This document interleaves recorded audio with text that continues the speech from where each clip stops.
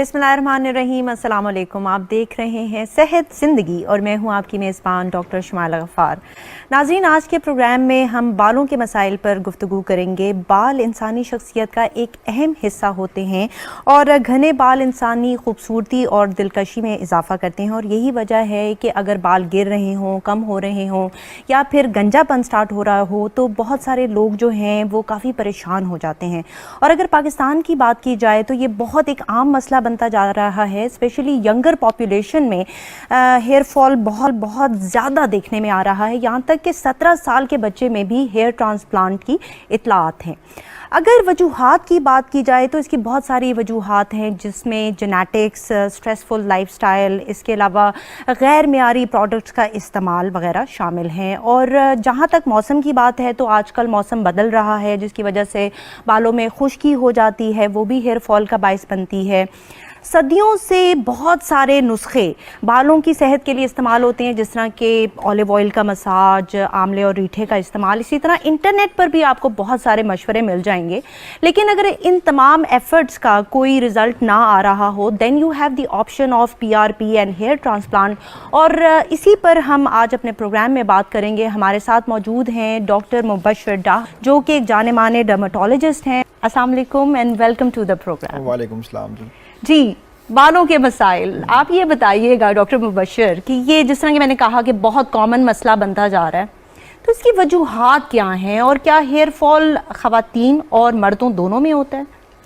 अच्छा मैडम, इसमें यह है कि जो हेयर फॉल का इशू आजकल जो हमारी प्रैक्टिस में चीज़ें सामने आ रही हैं वो यह है कि दोनों में है, बट ज़्यादा इसको फेस करते हैं जो हमारे जेंट्स हैं या मर्द हैं या लड़के हैं, ठीक है। उसमें होता यूँ है कि आफ्टर प्यूबर्टी हेयर फॉल का स्टार्ट होने के चांसेस बढ़ते जाते हैं, क्योंकि इसकी जो मेन रीज़न बनती है ना, वो जिस तरह आपने खुद ही बताया यहाँ पे कि जी इसकी रीज़न बनती है कि जी आपकी इनहेरिटेंस में कुछ जेनेटिक्स होता है कि जिसमें जिसकी वजह से आपका हेयर फॉल किसी में ज़्यादा होता है, किसी में कम होता है। आपने देखे होंगे डिफरेंट एग्जांपल्स हैं कि जी कुछ लोग हैं कि जिनका अबव 60 तक भी हेयर बिल्कुल ठीक रहते हैं, बड़े हेल्दी होते हैं, और कुछ लोग होते हैं जिनके after 17 after 20 hair fall start हो जाता है और अप टिल 30 उनका अच्छा खासा जो हेड है वो बाल्डनेस की तरफ चले जाते हैं। वो इसमें होता यूँ है कि जो इस डिफरेंट रीज़न हैं हेयर फॉल की ना, पहली रीज़न ये है कि जी कि जो आजकल की हमारी जनरेशन है उनमें सबसे बड़ा प्रॉब्लम ये है कि वो जो प्रॉपर हेल्दी डाइट नहीं लेते।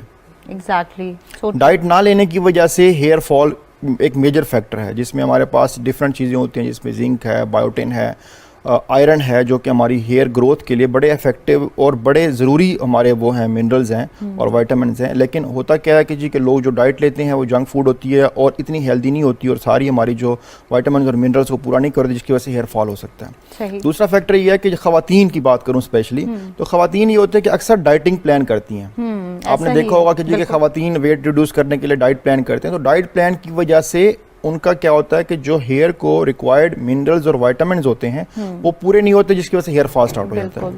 जेनेटिकली जो मर्दों में ज़्यादा होने की रीज़न क्या है? मर्दों में ज़्यादा होने की रीज़न ये है कि टेस्टोस्टेरोन हमारा हार्मोन होता है जो कि DHT डाईहाइड्रोटेस्टोस्टेरोन में कन्वर्ट होता है, और ये जाके हमारा जो लोकल एरिया है, जो स्काल्प स्पेशली, वहाँ पे जाके ये हेयर की स्ट्रेंथ को वीक करता है और हेयर फॉल को इंक्रीज़ करता है। और साथ ये कि जो हेयर होते हैं उनको दोबारा ग्रो, जो है हमारे हेयर होते हैं उनकी ग्रोथ को भी इफेक्ट करता है। अच्छा, ये एक मेन फैक्टर है मर्दों में ज़्यादा होने की वजह से और ख़वातीन में कम होना, जो इसके रीज़न है।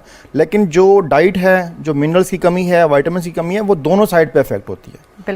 मर्द भी वैसे इफेक्ट हो रहे होते हैं डाइट की वजह से, अगर डाइट उनकी पूरी नहीं है और मिनरल्स वाइटामिन पूरे नहीं है, और इस तरह से ख़वातीन भी सेम उसी तरह से इफेक्ट हो रही होती हैं। ये आपने बहुत अच्छी बात की, क्योंकि आजकल जो यंगर जनरेशन है उसमें डाइटिंग का बहुत ज़्यादा ट्रेंड है और I keep on telling them कि अभी आपको महसूस नहीं हो रहा, लेकिन बाद में आपके बाल भी इफेक्ट होंगे, आपकी स्किन भी इफेक्ट होगी, आपके जो दांत डॉक्टर से कंसल्ट करके करेंगे, न्यूट्रिशनिस्ट से कंसल्ट करके करेंगे, तो दे विल टेल यू कि जी कि अगर आप ये चीज़ ले रहे हैं, या फिर सपोज कि आजकल जो ज़्यादा ट्रेंड है वो ये है कि कार्ब्स नहीं लेने। कार्बोहाइड्रेट जो डाइट में हमारी होती है, भी आपने चावल नहीं खाने, आपने रोटी नहीं खानी, आपने फ्रूट्स जो ज़्यादा मीठे हैं वो नहीं खाने, ठीक है।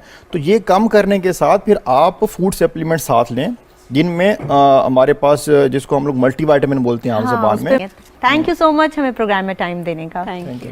जी नाजरीन, आज के प्रोग्राम में हमने बालों के मसाइल के हवाले से गुफ्तगू की और जिस तरह के डॉक्टर साहिबान ने कहा कि आजकल बहुत सारे प्रोसीजर्स जो हैं वो मौजूद हैं और काफ़ी सेफ़ हैं, लेकिन everything comes with a price.